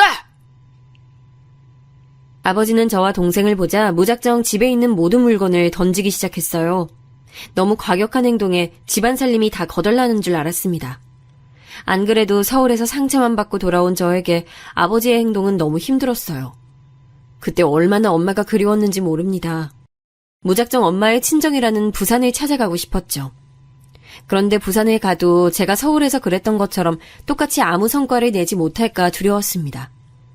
고향에 유독 공장이 많다고 했잖아요. 그래서 저는 공장에 들어가게 됐어요. 그래도 저런 아버지라도 일단 집이 있으니 동생이 있을 곳이 있으니까요. 숙식이 제공되는 공장이었는데 일부러 출퇴근하며 돈을 벌었습니다. 물론 번 돈은 아버지의 술값으로 거의 지출됐어요. 그래서 저는 마지막 조치를 하기 시작했죠. 집에 돈을 들고 가면 아버지는 기가 막힌 능력으로 다 돈을 찾아냈거든요. 제가 몰래 이불빛이나 그릇 사이에 돈을 넣으면 아버지는 하루 만에 찾아 소주를 사는데 지출했습니다. 그럼 내가 이 돈 가지고 있으면 되는 거지? 알겠어. 준성이 너밖에 믿을 사람이 없다. 아버지 도저히 못 믿어.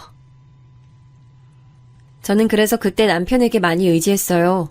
공장에서 힘들게 번 돈을 다 맡기면서 우리는 전보다 돈독해졌습니다.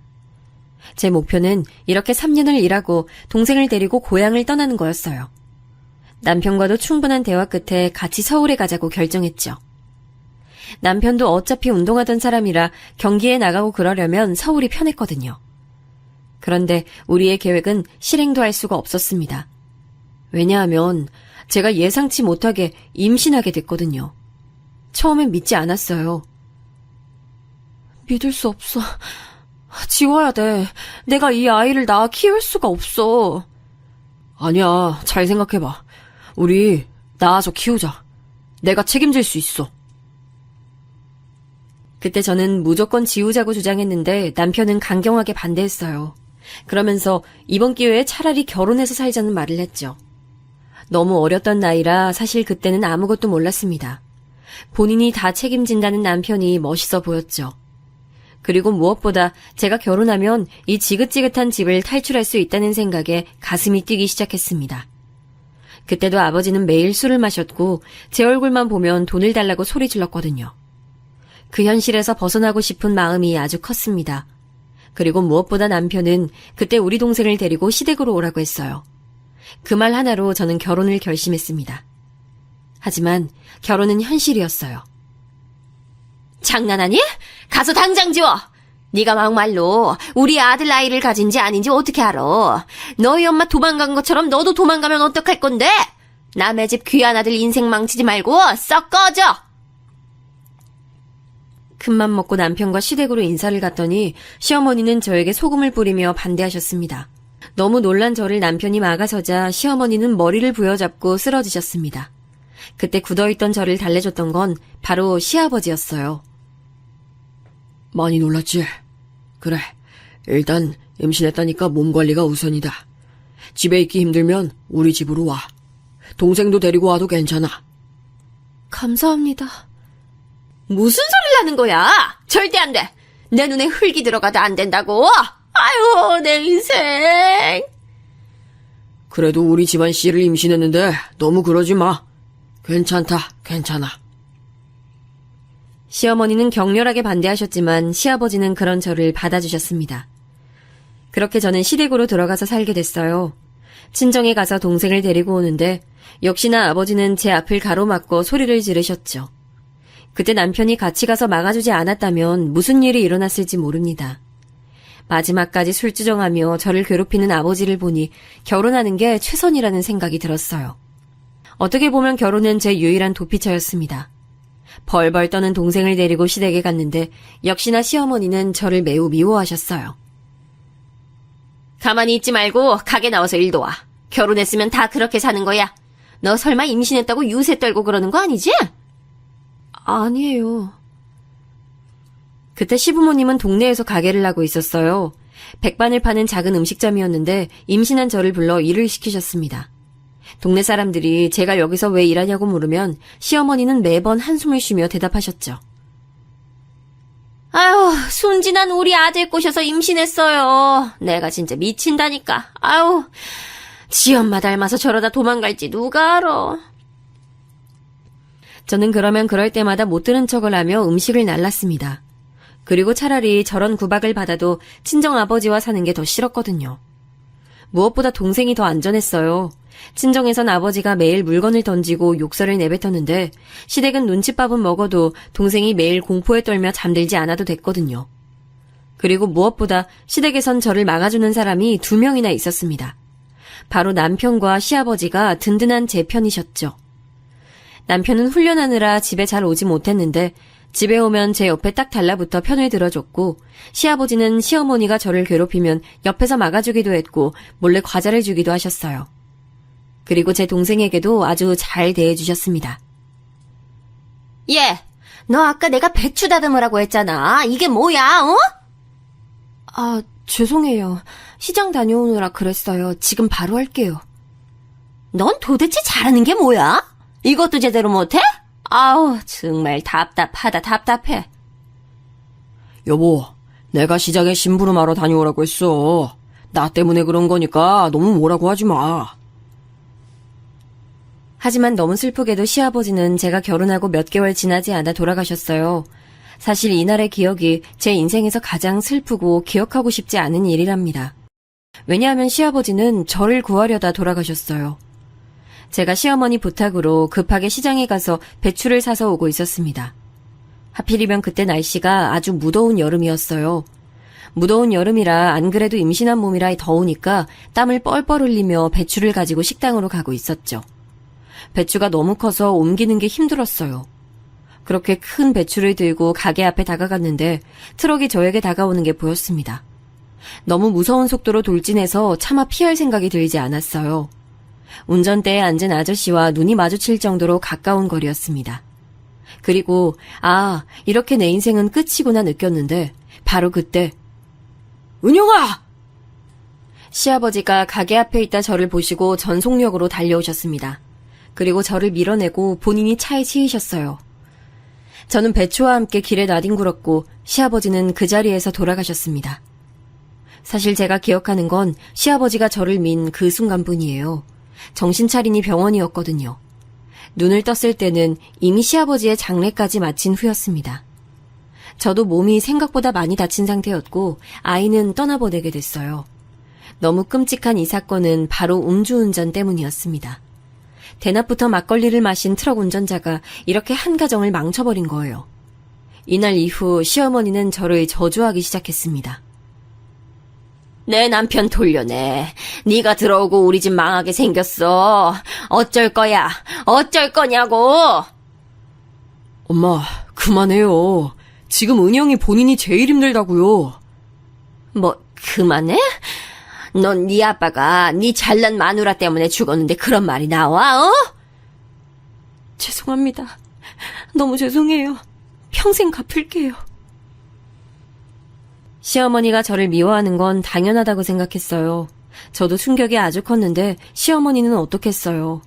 시아버지는 가정에 충실하신 분이라 시어머니가 많이 의지했거든요. 서글서글한 성격 때문에 동네에서도 아주 평판이 좋으셨죠. 그런 분이 저 때문에 돌아가셨다고 생각하니 죄송해서 얼굴을 들 수가 없었습니다. 진지하게 집을 떠나 본가로 들어가려 했는데 남편이 저를 말렸어요.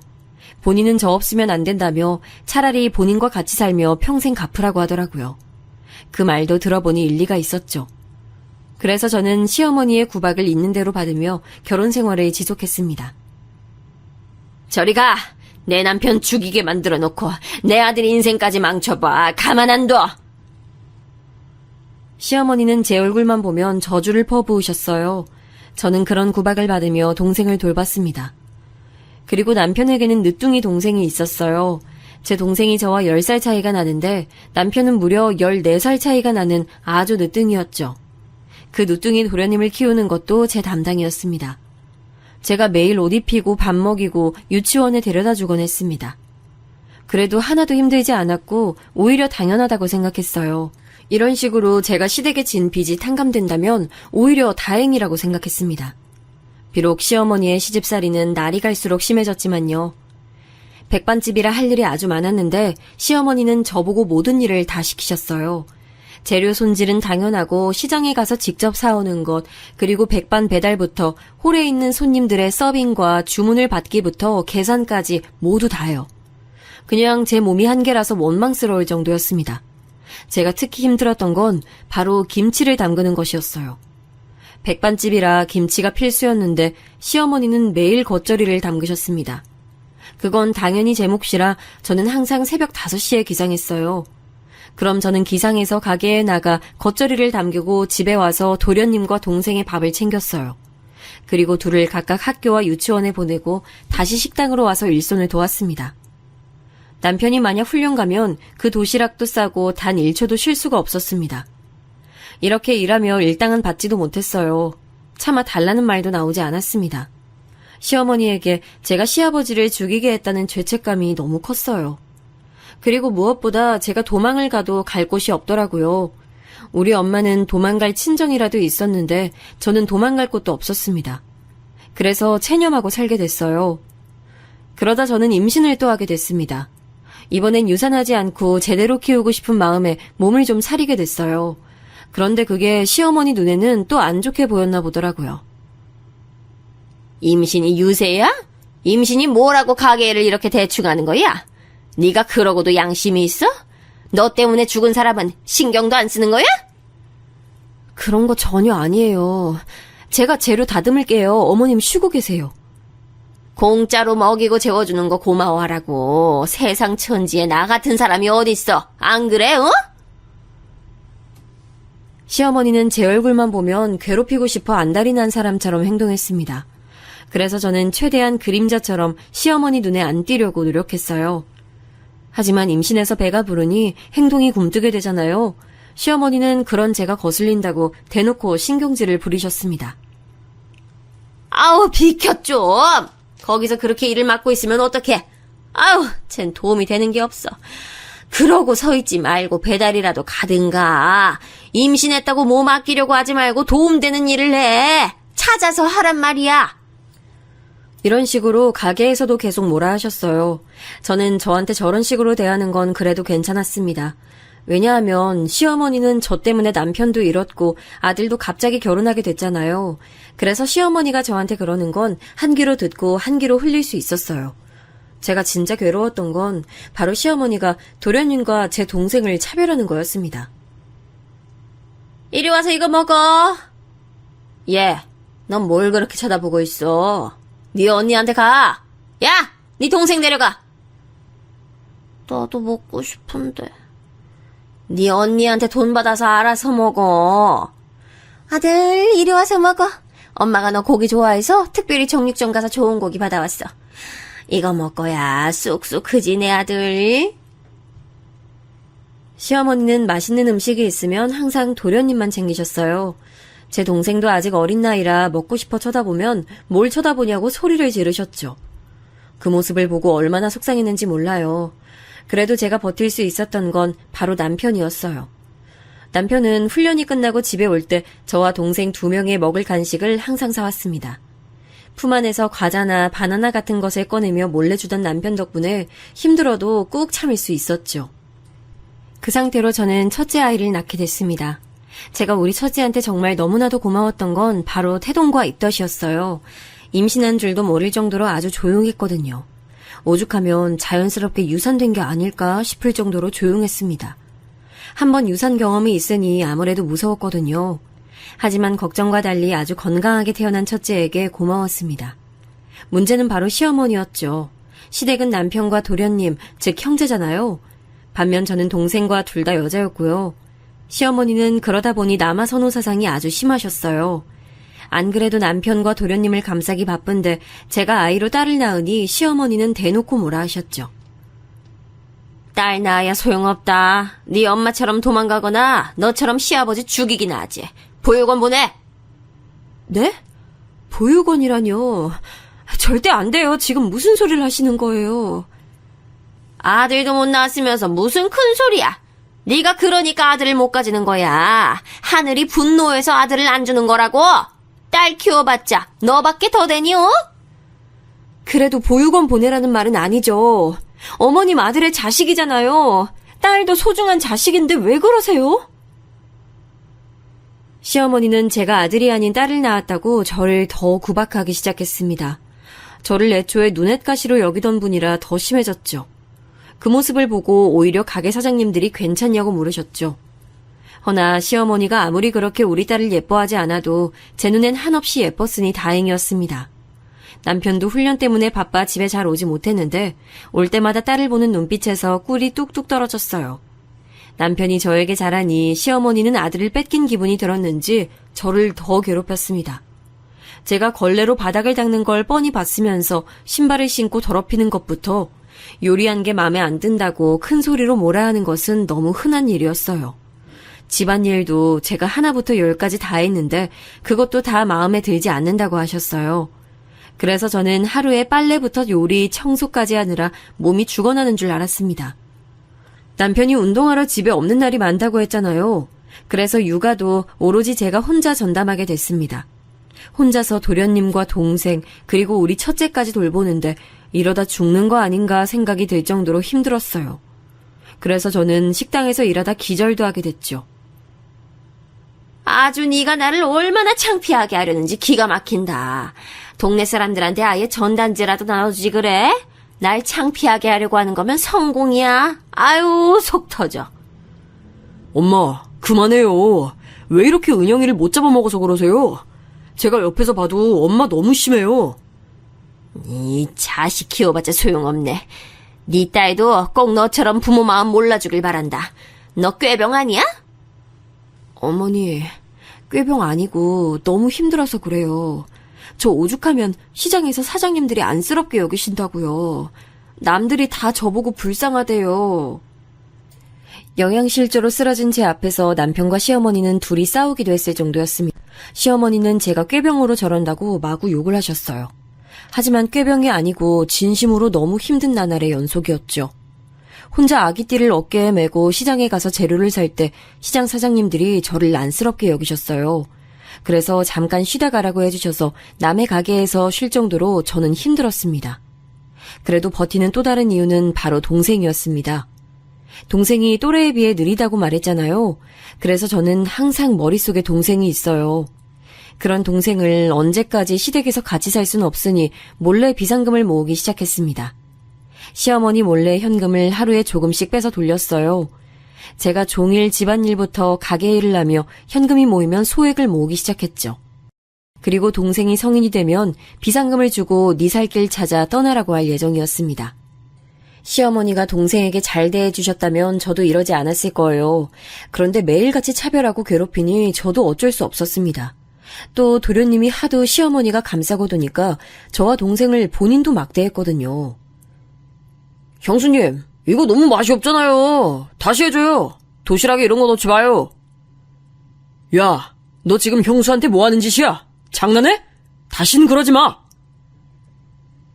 남편은 도련님이 저와 동생을 괴롭히면 꼭 저렇게 나서서 혼내줬어요. 남편 덕분에 제가 버틸 수 있었답니다. 그렇게 몇 년이 지나고 저는 둘째까지 가지게 됐어요. 시어머니가 하도 우리 첫째가 딸이라고 미워해서 둘째는 아들을 낳고 싶었습니다. 물론 시어머니가 우리 아이를 미워한다고 저도 미워하진 않았어요. 둘째는 첫째와 달리 태동도 심하고 입덧도 매우 심했습니다.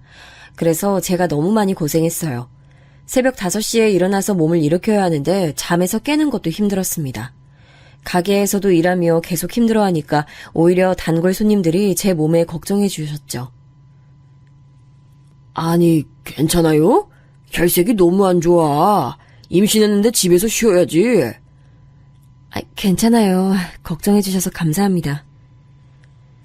제가 이렇게 손님들에게 걱정 어린 시선을 받으면 시어머니는 꼭 저를 뭐라고 하셨어요. 본인을 파렴치하고 못된 사람으로 만든다며 제게 절대 힘든 티를 내지 말라고 하셨죠. 저도 최대한 건강하게 살고 싶은데 상황이 그렇게 만들지 않았다는 것은 전혀 모르는 눈치였습니다. 그렇게 둘째 출산도 하게 됐는데 둘째도 딸이었어요. 첫째도 딸, 둘째도 딸이었습니다. 저는 자매라는 게 싫지 않았어요. 제가 자매로 자라기도 했고 저는 딸이 좋았거든요. 하지만 아들만 2명 키운 남아선호 사상이 가득한 시어머니가 문제였습니다. 아유, 필요도 없는 딸을 둘이나 낳아? 아들을 낳아야 할 거 아니야. 시어머니는 제가 아들을 낳지 못했다고 얼마나 구박하셨는지 몰라요. 그렇게 구박당하며 동생의 독립비용을 몰래 조금씩 모으고 있었는데 뜻밖의 일이 일어났습니다. 제가 가게에서 둘째를 등에 업고 일하고 있었어요. 그때 누군가가 가게로 들어왔습니다. 손님인 줄 알고 인사하려 얼굴을 들었는데 바로 가게로 들어온 사람은 엄마였어요. 엄마? 은영아, 아이고 내 새끼, 어떡해. 네가 아기를 낳았어? 아유, 엄마가 미안해. 엄마 맞아? 엄마야? 그래, 엄마야. 엄마 맞아.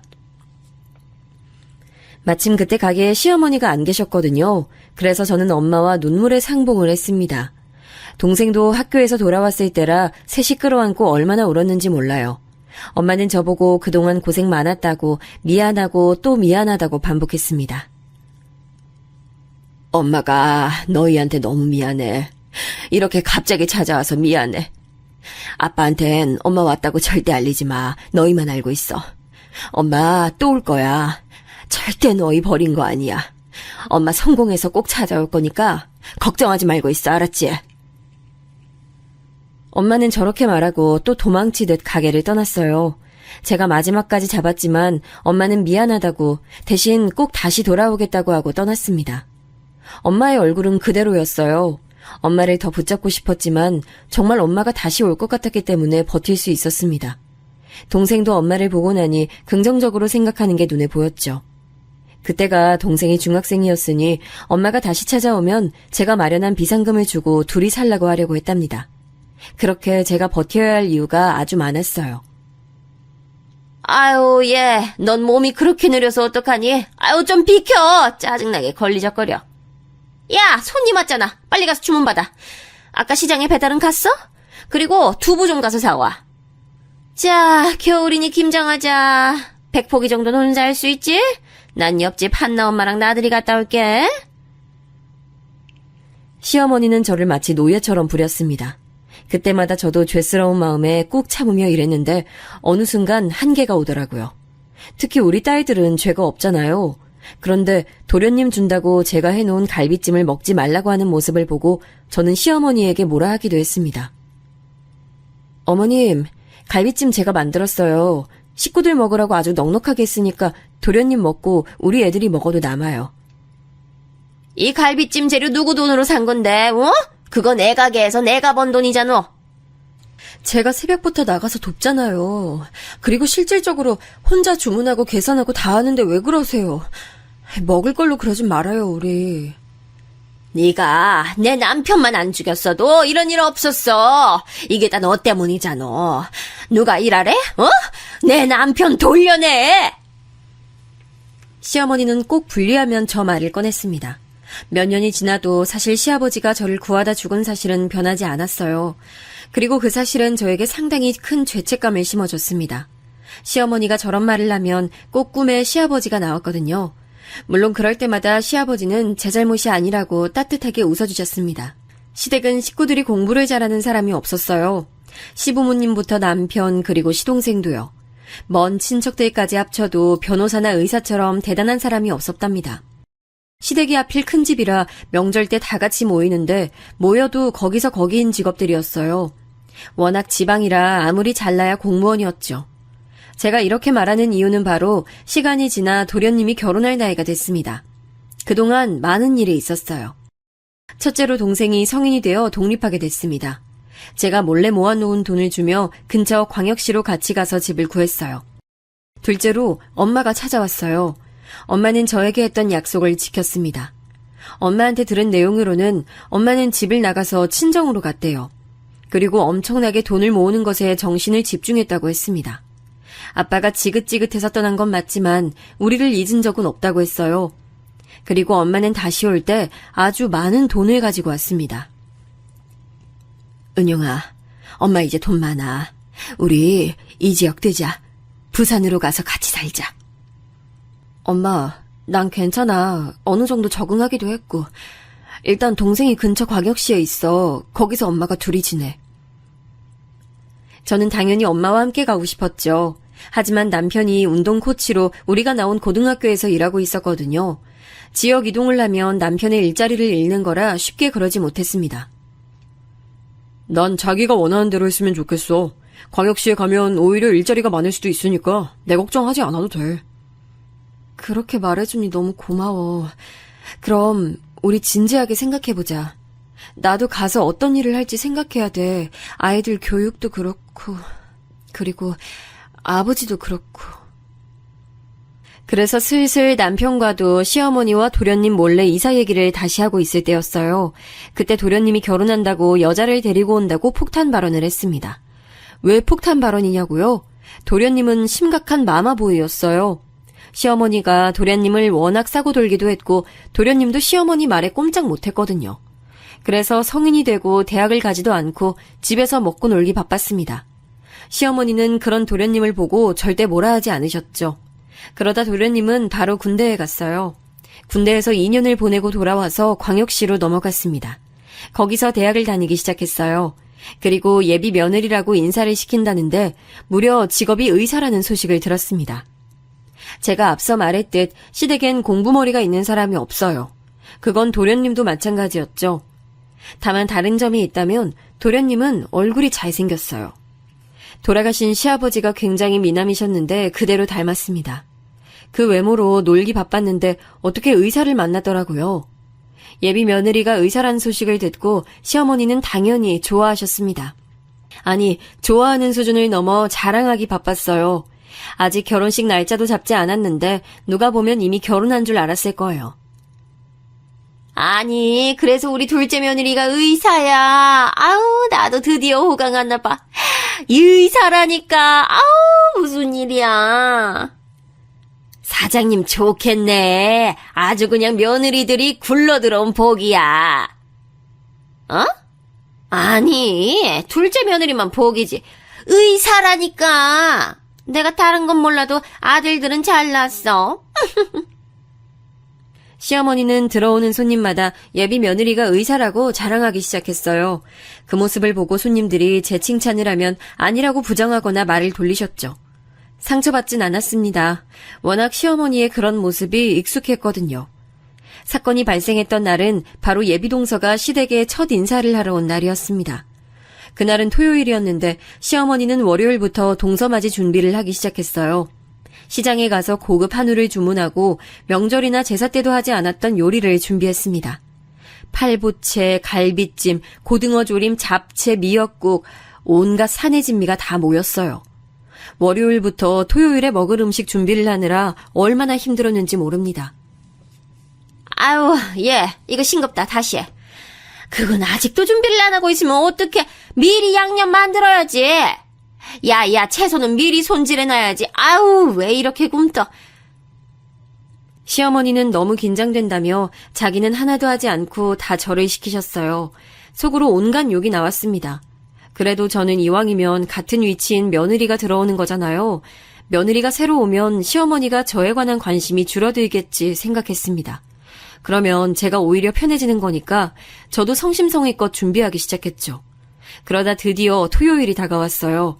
시어머니는 저를 데리고 무려 옆에 광역시까지 가서 옷을 샀습니다. 처음 보는 자리에 어떻게든 잘 보여야 한다며 백화점에 가서 처음으로 옷을 샀어요. 제가 살면서 시어머니가 백화점에서 무언가를 사는 걸 본 적이 없거든요. 그런데 그 정도로 시어머니는 긴장하기 시작했습니다. 그걸 보며 제가 결혼할 때가 생각났어요. 저는 인사 왔을 때 거의 문전박대를 당했잖아요. 그리고 결혼식도 올리지 못하고 지금까지 살고 있었죠. 그런 것들이 비교되며 속으로 얼른 시댁에서 분가해야지 생각했습니다. 그리고 금요일 밤부터 시어머니는 예비 동서를 맞이할 준비를 시작했어요. 온 집안을 몇 번을 닦았는지 모릅니다. 청소기로 밀고 걸레로 닦고 먼지를 털고 저는 제가 무슨 청소업체인 줄 알았어요. 시어머니는 눈에 보이지도 않는 먼지가 보인다고 우기셨죠. 그리고 이웃집에 가서 있어 보이는 화분도 들고 왔습니다. 집이 어떻게든 초라해 보이지 않게 최선을 다하는 모습을 보며 기가 막혔어요. 아무리 의사여도 이렇게까지 한다고 싶었죠. 시어머니는 동서의 첫 인사 자리를 굉장히 높게 사셨어요. 그래서 주변에 사는 친척들을 다 불러 모았습니다. 제가 동서라면 너무 부담스러웠을 것 같아요. 온 가족들이 자기를 보려고 이렇게 난리치는 모습을 과연 누가 좋아하겠어요? 저는 전날부터 고기를 재고 채소를 다듬었습니다. 그리고 새벽 3시부터 일어나서 음식을 시작했어요. 시어머니는 옆에서 계속 간을 하며 이게 부족하다 저게 부족하다 잔소리하기 바빴습니다. 또 시어머니가 동서가 온다고 빵집에다 케이크를 준비했더라고요. 그걸 가지러 저를 보내길래 저는 이때다 싶어 밖에 나왔습니다. 종일 음식 앞에서 자리를 못 대고 있다가 케이크를 가지러 가니까 숨통이 트일 지경이었죠. 케이크 가져오면서 떡집에서 떡도 좀 가져와. 내가 우리 며느리 주려고 특별히 주문했거든. 그리고 오면서 술 사오고. 시어머니는 예비 동서가 무슨 대통령인 것 마냥 준비를 철저히 했습니다. 그날은 남편이 쉬는 날이라 마침 옆에 있었어요. 그래서 남편이 옆에서 도와주는데 고개를 절레절레 젓더라고요. 우리 엄마지만 정말 해도 너무한다. 의사 대단하지. 나도 알아. 그런데 이렇게까지 할 일이야. 아유. 그래도 우리 집안의 첫 의사잖아. 그러니 친척들도 부르고 신나셨지 뭐. 최대한 시어머니를 이해해보려고 애썼습니다. 그렇게 집에 와서 마치 환갑잔치처럼 준비하다 보니 배가 너무 고프더라고요. 그도 그럴 것이 새벽부터 일어나서 요리하느라 정신이 없었어요. 저는 요리할 때 간을 안 보는 편이라 입에 넣은 것이 전혀 없었습니다. 음식을 그릇에 보기 좋게 담으니 더 배가 고프더라고요. 눈에 안 보이면 모르겠는데 제가 직접 한 음식이고 또 워낙 많이 해서 양이 많았어요. 그래서 잡채를 그릇에 담다가 한 젓가락 입에 넣었습니다. 제가 만들었지만 상당히 맛있더라고요. 그래서 한 번 더 먹었는데 그 모습을 시어머니가 옆에서 국을 푸다 보게 됐습니다. 그런데 믿을 수 없는 일이 일어났어요. 저는 제가 잡채를 먹은 게 그렇게 잘못한 일인지 아직도 모르겠습니다. 그런데 시어머니는 마치 법을 어긴 것처럼 화를 심하게 냈어요. 야, 너 지금 뭐 하는 거야? 어디에 손을 대는 거야? 네? 그냥 잡채 조금 먹었어요. 오늘 새벽에 일어나서 아침에 시장도 다녀와서 배고파서요. 제가 만든 건데 아까 간도 못 본 것 같고. 아니, 이거 다 우리 의사 며느리 주려고 만든 건데 네가 먹으면 어떡해? 아우, 아까워. 너 내가 무슨 그렇게 식탐이 많어? 어머니, 서운하네요. 제가 만들었잖아요. 일주일 내내 고생했어요. 그리고 저도 며느리잖아요. 어떻게 그러세요? 뭐? 너같이 하찮은 년이 무슨 내 며느리야? 그리고 며느리라도 똑같은 며느리냐? 의사 며느리 먹을 걸 먼저 먹으면 어떡해? 너 미친 거야, 어? 어머니, 말씀이 너무 지나치세요. 제가 그래도 어머니 도와서 가게 일이며 집안일 다 하는데 어떻게 그러세요? 저도 결혼하고 처음으로 울컥해서 저렇게 말이 나왔습니다. 큰 소리가 나자 마침 집에 있던 남편이 부엌으로 들어왔어요. 남편은 제가 시어머니와 말싸움하는 것을 보고 한숨을 쉬며 다가왔습니다. 그런데 바로 그때였어요.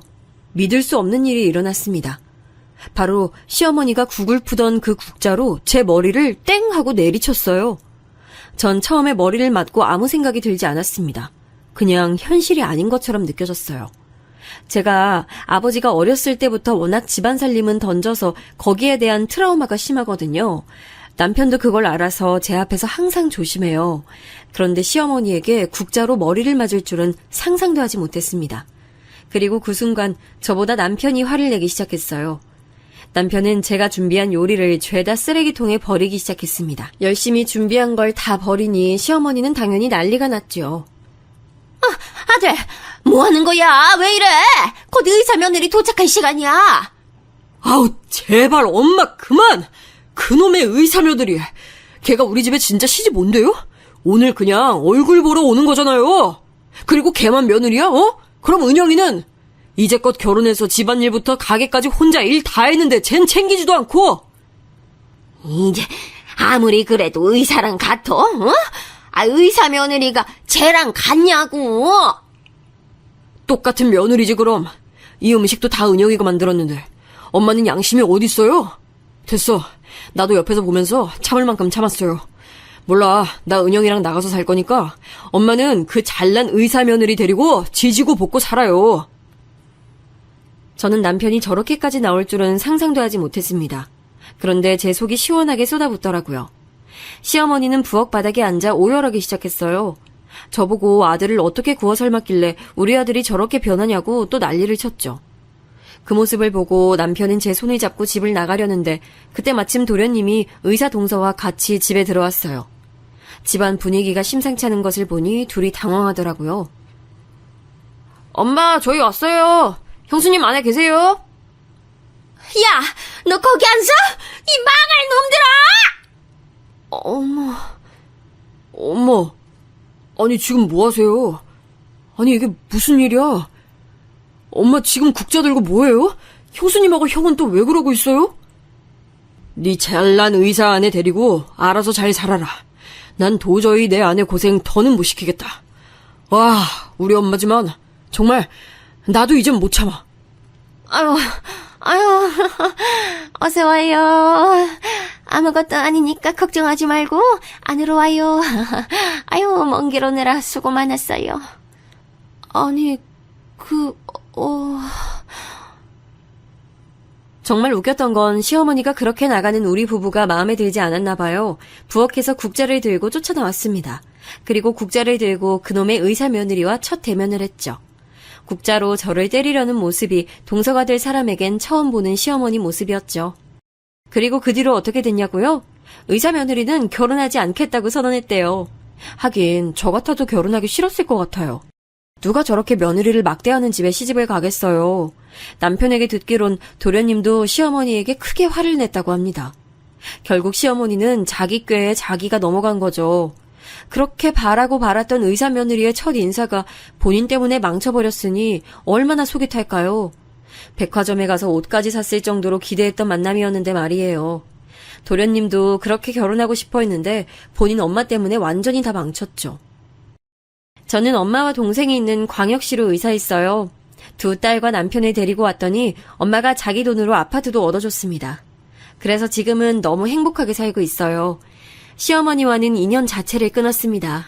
남편이 그러라고 했어요. 남편도 지금은 도련님하고만 간간히 연락하고 시어머니하고는 연락하지 않더라고요. 저도 마찬가지로 시어머니의 소식은 궁금하지 않아요. 잘난 의사 며느리는 도망갔으니 이제 도련님 수준에 맞는 여자를 데려오겠죠. 그 며느리한테는 저한테 했던 것처럼 하지 않았으면 좋겠네요. 여기까지가 제가 준비한 사연입니다. 저는 아주 즐거웠는데 여러분도 통쾌했으면 좋겠습니다. 그럼 들어주셔서 감사합니다.